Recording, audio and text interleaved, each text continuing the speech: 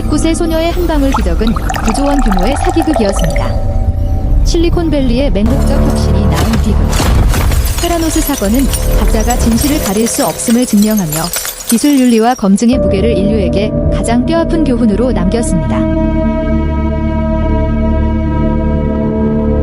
2003년 스탠포드 대학교를 중퇴한 19세 소녀 엘리자베스 홈스는 세상을 바꿀 꿈을 품고 테라노스라는 회사를 창업했습니다.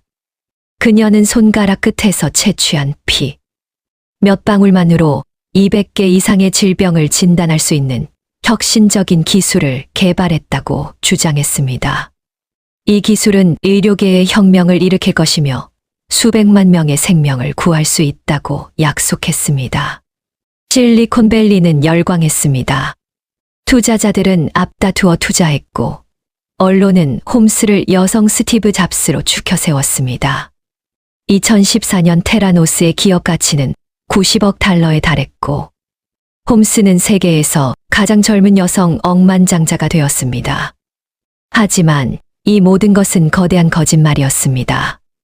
2015년 월스트리트 저널의 탐사 보도를 시작으로 테라노스의 기술이 작동하지 않는다는 사실이 밝혀지기 시작했습니다. 회사는 전통적인 혈액 검사 장비를 몰래 사용하고 있었고 자체 개발한 기술은 존재하지 않았습니다. 2022년 홈스는 사기 혐의로 11년 3개월의 징역형을 선고받았습니다. 테라노스 사기 사건은 단순한 기업 사기를 넘어서 실리콘밸리의 가짜까지 만들면 된다. 문화의 어두운 면을 보여준 사건이었습니다. 이는 혁신에 대한 맹목적 신뢰와 투자자들의 실사 부족, 그리고 미디어의 무비판적 보도가 어떻게 거대한 사기를 가능하게 했는지를 보여주는 교훈적 사례가 되었습니다. 엘리자베스 홈스는 1984년 2월 3일 워싱턴 DC에서 태어났습니다. 그녀의 아버지 크리스찬 홈스는 정부 기관에서 일하는 공무원이었고 어머니 놀라 홈스는 국회의원회에서 일하는 직원이었습니다. 홈스는 어린 시절부터 뛰어난 야심과 학습 능력을 보여주었습니다. 고등학교 시절 홈스는 이미 창업에 관심을 보였습니다. 그녀는 중국어 학습 소프트웨어를 개발하여 판매하기도 했습니다. 이는 그녀의 기업가적 정신과 기술에 대한 관심을 보여주는 초기 사례였습니다. 2002년 홈스는 스탠포드 대학교 화학공학과에 입학했습니다. 대학에서 그녀는 뛰어난 성적을 거두었고 교수들의 주목을 받았습니다. 특히 그녀는 생명공학 분야에 깊은 관심을 보였습니다. 홈스에게 전환점이 된 것은 2003년 여름 싱가포르에서 진행한 연구 프로젝트였습니다. 그녀는 사스 바이러스를 조기에 발견할 수 있는 패치를 개발하는 프로젝트에 참여했습니다. 이 경험을 통해 그녀는 조기 진단의 중요성을 깨달았고 혈액 검사 기술에 관심을 갖게 되었습니다. 2003년 가을, 홈스는 스탠포드 대학교를 중퇴했습니다. 그녀는 화학공학과 찬 로버트슨 교수의 지원을 받아 테라노스를 창업했습니다. 회사 이름은 치료와 진단을 결합한 것이었습니다. 홈스는 처음부터 큰 그림을 그렸습니다. 그녀는 단순히 새로운 제품을 만드는 것이 아니라 의료계 전체를 혁신하겠다는 비전을 제시했습니다. 그녀의 카리스마와 설득력은 초기 투자자들을 매료시켰습니다. 하지만 홈스의 성격에는 문제가 있었습니다. 그녀는 극도로 비밀주의적이었고 자신의 비전에 의문을 제기하는 사람들을 용납하지 않았습니다. 또한 그녀는 진실을 왜곡하거나 과장하는 경향이 있었습니다. 2003년 테라노스가 창업되었을 때 홈스는 명확한 기술적 해결책을 갖고 있지 않았습니다. 그녀는 단지 아이디어만 있었을 뿐이었습니다. 하지만 그녀의 비전은 분명했습니다. 적은 양의 혈액으로 빠르고 저렴하게 질병을 진단하는 기술을 개발하겠다는 것이었습니다. 초기 테라노스는 매우 작은 회사였습니다. 홈스와 몇 명의 엔지니어들이 캘리포니아, 팔로알토의 작은 사무실에서 일했습니다. 그들은 기존의 혈액 검사 방법을 개선하려고 노력했지만 혁신적인 돌파구를 찾지 못했습니다. 첫 번째 투자는 홈스의 가족과 친구들로부터 왔습니다. 그들은 홈스의 비전과 열정을 믿고 소액을 투자했습니다. 하지만 본격적인 발전은 2004년 홈스가 티모시 드레이퍼를 만나면서 시작되었습니다. 드레이퍼는 실리콘밸리의 유명한 벤처 캐피탈리스트였습니다. 그는 홈스의 비전에 깊은 인상을 받았고 $100만 투자했습니다. 이는 테라노스의 첫 번째 본격적인 투자였습니다. 투자를 받은 후 테라노스는 더 많은 인재를 영입했습니다. 특히 홈스는 2005년 라메시 써니 바러니를 영입했습니다. 바러니는 20년 연상의 사업가로 홈스의 연인이기도 했습니다. 그는 테라노스의 운영을 총괄하게 되었습니다. 바러니의 영입은 테라노스에 큰 변화를 가져왔습니다. 그는 회사를 더 체계적으로 운영하려고 했지만 동시에 더 폐쇄적이고 권위적인 문화를 만들었습니다. 직원들은 엄격한 기밀 유지 계약을 체결해야 했고 회사 내부 정보를 외부에 유출하는 것이 금지되었습니다. 테라노스의 핵심 기술은 에디슨이라고 불리는 소형 혈액 분석 장비였습니다. 홈스는 이 장비가 손가락 끝에서 채취한 피 몇 방울로 200개 이상의 질병을 진단할 수 있다고 주장했습니다. 하지만 실제로는 이 기술이 제대로 작동하지 않았습니다. 문제는 혈액 검사의 기본 원리에 있었습니다. 대부분의 혈액 검사는 정확한 결과를 얻기 위해 일정량의 혈액 샘플이 필요합니다. 또한 다양한 검사 항목을 동시에 분석하는 것은 기술적으로 매우 복잡한 문제였습니다. 홈스가 주장한 것은 과학적으로 불가능에 가까웠습니다. 테라노스의 엔지니어들은 이 문제를 해결하려고 노력했습니다. 그들은 다양한 접근법을 시도했지만 모두 실패했습니다. 혈액 샘플이 너무 적으면 정확한 결과를 얻을 수 없었고 여러 검사를 동시에 수행하면 상호 간섭이 발생했습니다. 하지만 홈스는 이러한 기술적 문제를 인정하지 않았습니다. 그녀는 계속해서 기술이 거의 완성되었다고 주장했습니다. 그녀는 투자자들과 파트너들에게 데모를 보여주었지만 이는 조작된 것이었습니다. 실제로 테라노스는 전통적인 혈액 검사 장비를 몰래 사용하고 있었습니다. 그들은 지멘스나 다른 회사의 장비를 구입해서 사용했습니다. 고객들로부터 받은 혈액 샘플은 이러한 전통적인 장비로 분석되었습니다. 더 심각한 문제는 테라노스가 자체 기술을 사용했다고 주장하는 검사들이 부정확했다는 것이었습니다. 일부 검사 결과는 실제보다 높거나 낮게 나타났고 이는 환자들의 건강에 직접적인 위험을 가했습니다. 2010년대 초반 테라노스는 실리콘밸리의 가장 주목받는 스타트업 중 하나가 되었습니다. 홈스의 비전과 카리스마는 수많은 투자자들을 매료시켰습니다.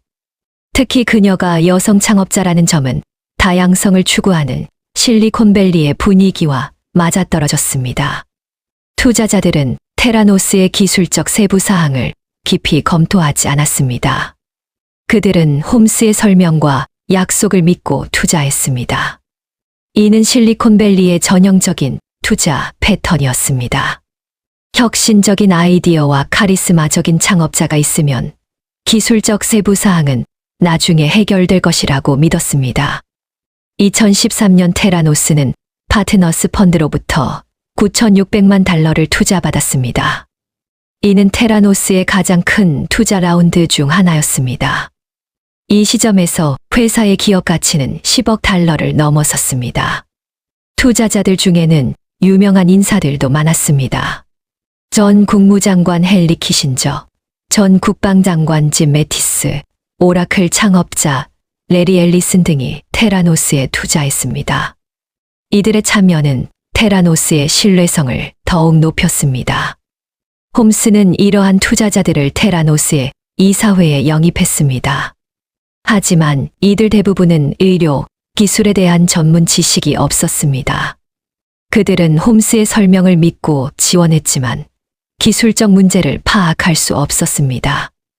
2013년 테라노스는 월든 그린과 파트너십을 체결했습니다. 이는 테라노스가 대중적인 서비스를 제공하기 시작한 첫 번째 사례였습니다. 월든 그린은 미국 최대의 약국 체인 중 하나로 전국에 수천 개의 매장을 운영하고 있었습니다. 파트너십의 내용은 간단했습니다. 월든 그린 매장에 테라노스의 웰니스 센터를 설치하고 고객들에게 혈액 검사 서비스를 제공하는 것이었습니다. 이는 기존의 의료 시스템을 우회하여 직접 소비자에게 서비스를 제공하는 혁신적인 모델이었습니다.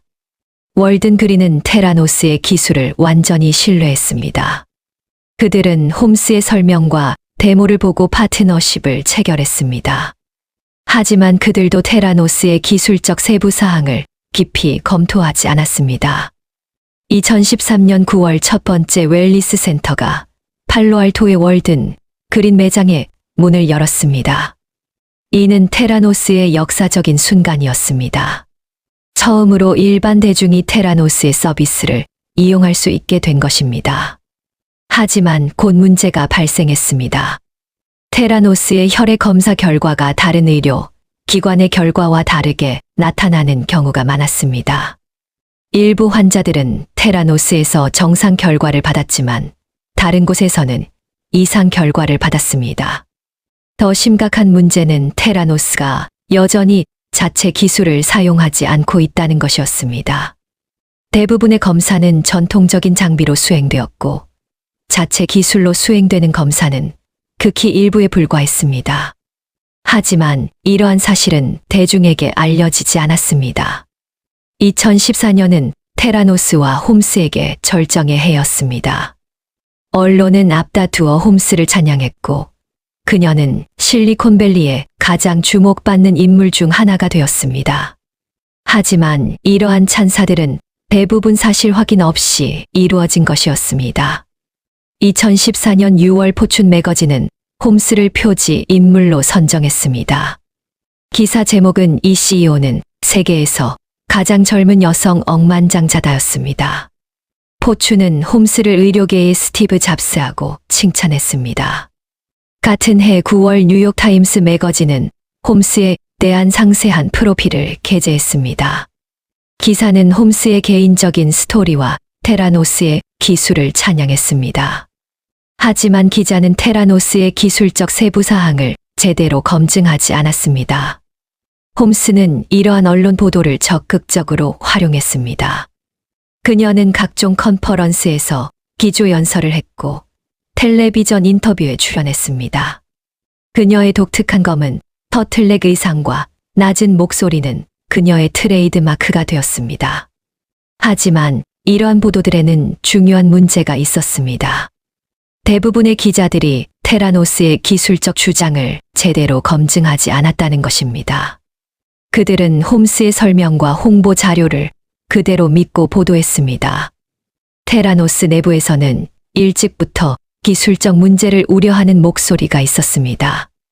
많은 과학자와 엔지니어들이 회사의 기술이 작동하지 않는다는 것을 알고 있었습니다. 하지만 회사의 폐쇄적인 문화와 엄격한 기밀 유지 계약으로 인해 이들의 목소리는 묻혀 있었습니다. 첫 번째 중요한 내부 고발자는 이안 기봉스였습니다. 그는 테라노스의 수석 과학자로 회사의 기술적 문제를 가장 잘 알고 있었습니다. 그는 홈스와 바러니에게 여러 차례 문제를 제기했지만 무시당했습니다. 기봉스는 점점 더 좌절감을 느꼈습니다. 그는 회사의 기술이 환자들에게 해를 끼칠 수 있다고 우려했습니다. 2013년 5월 그는 자살로 생을 마감했습니다. 그의 죽음은 테라노스 내부의 심각한 문제를 보여주는 상징적인 사건이었습니다. 또 다른 중요한 고발자는 타일러 슐츠였습니다. 그는 전 국무장관 조지 슐츠의 손자로 2013년 테라노스에서 인턴으로 일했습니다. 그는 회사의 기술적 문제를 직접 목격했고 이에 대해 우려를 표명했습니다. 슐츠는 할아버지를 통해 문제를 제기하려 했지만 조지 슐츠는 테라노스의 이사회 멤버로서 홈스를 지지했습니다. 가족 간의 갈등이 발생했고 타일러 슐츠는 결국 언론에 정보를 제공하기로 결정했습니다. 이들 고발자들은 큰 위험을 감수했습니다. 테라노스는 강력한 법무팀을 가지고 있었고 내부 고발자들을 법적으로 압박했습니다. 하지만 이들의 용기 있는 행동이 없었다면 테라노스의 진실은 더 늦게 밝혀졌을 것입니다. 2015년 10월 15일 월스트리트 저널의 존 캐리루 기자가 테라노스에 대한 폭로 기사를 게재했습니다. 이 기사는 테라노스의 몰락의 시작이었습니다. 캐리루는 몇 달간 테라노스를 취재했습니다. 그는 내부 고발자들과 전직 직원들을 인터뷰했고 회사의 기술적 문제를 상세히 파악했습니다. 그의 기사는 테라노스의 기술이 실제로 작동하지 않는다는 것을 명확히 보여주었습니다. 기사의 핵심 내용은 다음과 같았습니다. 첫째, 테라노스는 자체 기술을 거의 사용하지 않고 있었습니다. 대부분의 검사는 전통적인 장비로 수행되었습니다. 둘째, 자체 기술로 수행되는 검사는 부정확했습니다. 셋째, 회사 내부에서는 이러한 문제를 우려하는 목소리가 많았습니다. 테라노스와 홈스는 즉시 반박했습니다. 홈스는 기사의 내용을 부인했고 캐리루를 실망스럽고 부정확한 기사를 쓴 기자라고 비판했습니다. 테라노스는 또한 법적 조치를 취하겠다고 위협했습니다. 하지만 캐리루의 기사는 큰 파장을 일으켰습니다. 투자자들은 우려를 표명했고 파트너들은 관계를 재검토하기 시작했습니다. 언론도 테라노스에 대해 더 비판적인 시각을 갖게 되었습니다. 월스트리트 저널의 보도 이후 각종 규제 기관들이 테라노스에 대한 조사를 시작했습니다. 가장 중요한 것은 FDA와 CMS의 조사였습니다. FDA는 테라노스의 혈액 검사 기술이 제대로 승인받지 않았다는 것을 발견했습니다. 대부분의 의료기기는 FDA의 승인을 받아야 하지만 테라노스는 이를 우회하려고 했습니다. CMS는 테라노스의 실험실 운영을 조사했습니다. 2016년 1월 CMS는 테라노스의 캘리포니아 실험실에서 심각한 문제를 발견했다고 발표했습니다. 품질 관리 시스템이 부실했고 검사 결과가 부정확했습니다. CMS는 테라노스에 대해 강력한 제재를 가했습니다. 홈스와 바라니는 2년간 실험실 운영을 금지당했습니다. 회사는 또한 수백만 달러의 벌금을 부과받았습니다. 규제기관들의 조사와 언론의 지속적인 보도로 인해 테라노스의 파트너들은 하나둘씩 떠나기 시작했습니다. 가장 큰 타격은 2016년 6월 월든 그린과의 파트너십 종료였습니다. 월든 그린은 테라노스와 4년간 파트너십을 유지했지만 더 이상 관계를 지속할 수 없다고 판단했습니다. 그들은 테라노스의 기술적 문제와 규제 기관들의 제재를 우려했습니다. 웰리스 센터는 모두 폐쇄되었습니다. 투자자들도 테라노스로부터 등을 돌리기 시작했습니다. 새로운 투자 유치는 거의 불가능해졌고 기존 투자자들은 자신들의 투자금을 회수하려고 했습니다. 하지만 이미 너무 늦었습니다. 언론도 테라노스에 대해 더욱 비판적으로 변했습니다. 이전에 홈스를 찬양했던 매체들도 이제는 비판적인 기사를 쓰기 시작했습니다. 홈스의 이미지는 혁신적인 천재에서 사기꾼으로 급변했습니다. 2018년 6월 15일 미국 법무부는 홈스와 바라니를 사기 혐의로 기소했습니다. 이들은 투자자들과 환자들을 대상으로 한 사기 행위로 기소되었습니다. 각각 최대 20년의 징역형에 처할 수 있는 중대한 범죄였습니다. 기소장에 따르면 홈스와 바라니는 2010년부터 2015년까지 투자자들에게 테라노스의 기술과 재정 상태에 대해 거짓말을 했습니다. 그들은 기술이 작동한다고 주장했지만 실제로는 그렇지 않았습니다. 환자들에 대한 사기 혐의도 있었습니다. 홈스와 바라니는 환자들에게 정확한 혈액 검사 결과를 제공할 수 있다고 약속했지만 실제로는 부정확한 결과를 제공했습니다. 이는 환자들의 건강과 생명을 위험에 빠뜨린 심각한 범죄였습니다. 2021년 8월 홈스의 재판이 시작되었습니다. 재판은 전 세계의 주목을 받았습니다. 실리콘밸리의 대표적인 스타트업 CEO가 사기 혐의로 재판받는 것은 매우 드문 일이었습니다. 홈스의 변호인들은 그녀가 발환이의 조종을 받았다고 주장했습니다. 그들은 발환이가 홈스를 정서적으로 조종했고 회사의 실제 운영을 담당했다고 주장했습니다. 이는 법정에서 논란이 된 전략이었습니다. 재판의 가장 극적인 순간은 홈스가 직접 증언대에 선 것이었습니다. 그녀는 7일간 증언했고 자신의 행동을 설명했습니다. 그녀는 자신이 환자들을 돕기 위해 회사를 창업했으며 의도적으로 사기를 저지르지 않았다고 주장했습니다. 홈스는 또한 발환이와의 관계에 대해 증언했습니다. 그녀는 발환이가 자신을 신체적, 정서적으로 학대했다고 주장했습니다. 이는 법정에서 처음으로 공개된 충격적인 증언이었습니다. 하지만 검찰은 홈스의 증언을 반박했습니다. 그들은 홈스가 회사의 CEO로서 최종 책임을 져야 한다고 주장했습니다. 또한 그들은 홈스가 발환이의 조종을 받았다는 주장에 대해 의문을 제기했습니다. 2022년 1월 3일 배심원단은 홈스에게 4개의 사기 혐의에 대해 유죄 판결을 내렸습니다. 이는 투자자들을 대상으로 한 사기 혐의였습니다. 하지만 환자들을 대상으로 한 사기 혐의에 대해서는 무죄 판결을 내렸습니다. 홈스는 유죄 판결을 받고 눈물을 흘렸습니다. 그녀의 가족들도 충격에 빠졌습니다. 하지만 검찰은 정의가 실현되었다고 환영했습니다. 이는 실리콘밸리의 가짜까지 만들면 된다. 문화에 대한 경고였습니다. 2022년 11월 18일 홈스는 11년 3개월의 징역형을 선고받았습니다. 또한 그녀는 4억 5천만 달러의 배상금을 지불해야 했습니다. 이는 테라노스 사기 사건의 규모를 고려할 때 상당한 형량이었습니다. 발환이의 재판은 홈스의 재판이 끝난 후 2022년 3월에 시작되었습니다. 그는 홈스보다 더 많은 혐의를 받았고 더 가혹한 처벌을 받을 것으로 예상되었습니다. 2022년 7월 7일 배심원단은 발환이에게 12개의 사기 혐의 모두에 대해 유죄 판결을 내렸습니다. 이는 홈스보다 더 많은 혐의에 대한 유죄 판결이었습니다. 2022년 12월 7일 발환이는 12년 11개월의 징역형을 선고받았습니다. 또한 그는 4억 5천만 달러의 배상금을 홈스와 공동으로 지불해야 했습니다. 이는 홈스보다 더 긴 형량이었습니다.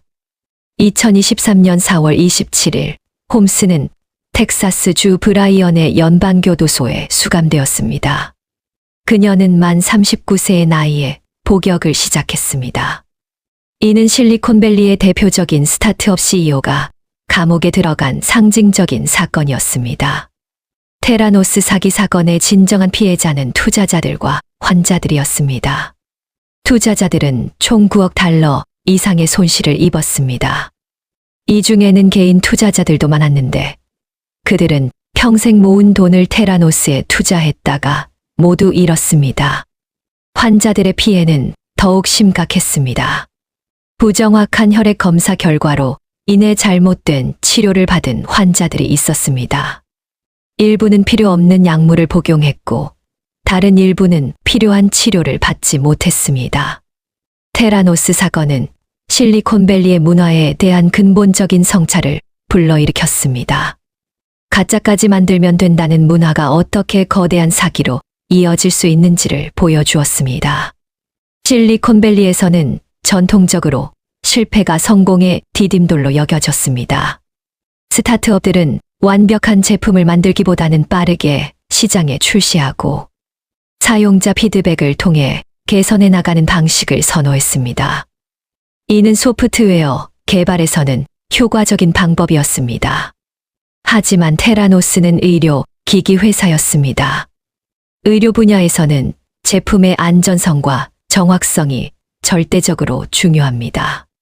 불완전한 제품을 시장에 출시하는 것은 환자들의 생명을 위험에 빠뜨릴 수 있습니다. 실리콘밸리의 투자자들도 반성했습니다. 그들은 테라노스의 기술적 세부 사항을 제대로 검토하지 않고 투자했습니다. 홈스의 카리스마와 비전에 매료되어 실사를 소홀히 했습니다.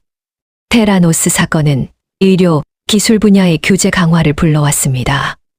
FDA와 다른 규제 기관들은 의료, 기기와 진단 기술에 대한 감독을 강화했습니다. 가장 중요한 변화는 실험실 개발 검사에 대한 규제였습니다. 테라노스는 자신들의 기술이 실험실 개발 검사라고 주장하며 FDA의 승인을 피하려고 했습니다. 하지만 이 사건 이후 FDA는 실험실 개발 검사에 대한 규제를 강화했습니다. 테라노스 사건은 언론과 미디어에게도 중요한 교훈을 주었습니다. 많은 언론들이 홈스와 테라노스를 무비판적으로 찬양했다가 나중에 비판하는 180도 전환을 보였습니다. 가장 큰 문제는 사실 확인의 부족이었습니다.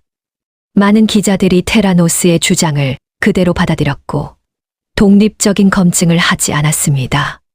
특히 기술적 세부 사항을 이해하지 못하는 기자들이 많았습니다. 하지만 존 캐리루의 탐사 보도는 저널리즘의 힘을 보여주었습니다. 그는 몇 달간 꾸준히 취재했고 내부 고발자들과 접촉하여 진실을 밝혀냈습니다. 그의 보도가 없었다면 테라노스의 사기는 더 오래 지속되었을 것입니다. 테라노스 사기 사건은 21세기 실리콘밸리의 가장 큰 스캔들 중 하나였습니다. 한 방울의 피로 모든 질병을 진단할 수 있다는 꿈 같은 기술은 결국 거대한 거짓말이었습니다. 90억 달러 기업 가치의 유니콘 기업은 하루아침에 무너졌고 창업자는 감옥에 들어갔습니다.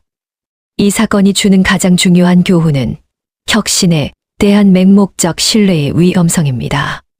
기술 발전에 대한 열망이 비판적 사고를 마비시킬 수 있습니다.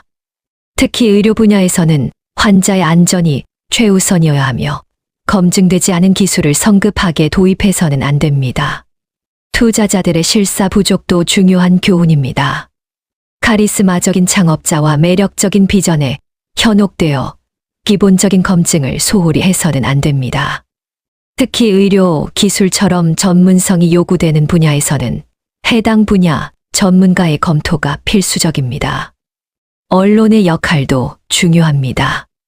언론은 혁신을 찬양하는 것을 넘어서 비판적 검증자 역할을 해야 합니다.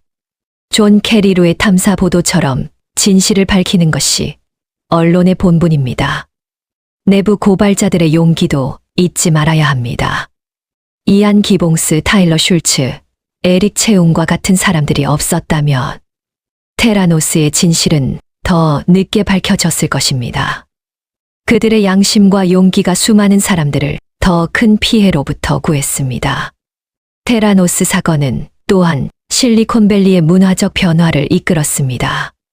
가짜까지 만들면 된다는 문화가 모든 분야에 적용될 수 없다는 것을 보여주었습니다. 특히 사람의 생명과 직결된 분야에서는 더욱 신중하고 책임감 있는 접근이 필요합니다. 규제의 중요성도 재확인되었습니다. 혁신을 저해한다고 여겨지던 규제가 실제로는 소비자와 환자를 보호하는 중요한 안전장치라는 것을 보여주었습니다. 적절한 규제와 감독이 있어야 진정한 혁신이 가능합니다. 마지막으로 이 사건은 진실의 힘을 보여주었습니다. 아무리 거대한 거짓말이라도 결국 진실은 밝혀집니다. 홈스와 테라노스는 한때 세상을 속일 수 있었지만 결국 진실 앞에 무너졌습니다. 테라노스 사기 사건은 끝났지만 그 교훈은 계속될 것입니다. 혁신을 추구하되 진실을 잊지 말고 꿈을 꾸되 현실을 외면하지 말아야 합니다. 그것이 테라노스 사건이 우리에게 남긴 가장 큰 교훈입니다.